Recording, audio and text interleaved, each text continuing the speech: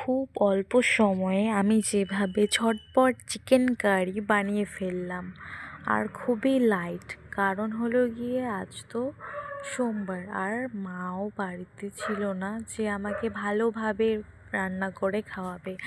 আর সোমবার যেহেতু আমার অফিসে যেতেও হবে, অফিসে যাওয়ার তাড়াও রয়েছে সাথে, তাই জন্য আমি ঝটপট চিকেন বানিয়ে ফেললাম কয়েক মিনিটেই।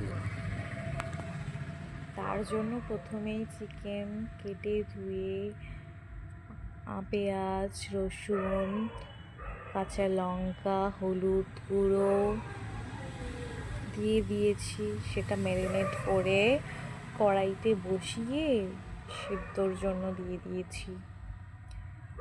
হচ্ছে যেহেতু আমি খুব একটা রান্না করতেও জানি না, কারণ মা কখনো আমাকে রান্না করতে দিত না সেরকমভাবে। তো আজ যেহেতু মা বাড়িতে নেই আর চিকেনও খেতে ভীষণ ইচ্ছে করছিল, তাই ভাবলাম যেরকমই পারি না কেন সেরকমই বানিয়ে ফেলবো, সাথে আলু দেবো, কেননা চিকেনের সাথে আলু খেতে আমার খুবই ভালো লাগে। তো এই তো হয়ে এসছে আমার চিকেন কারি। তো এটা খেয়ে ঝটপট খেয়ে দিয়ে আমার অফিসের জন্য বেরোতে হবে। বাই।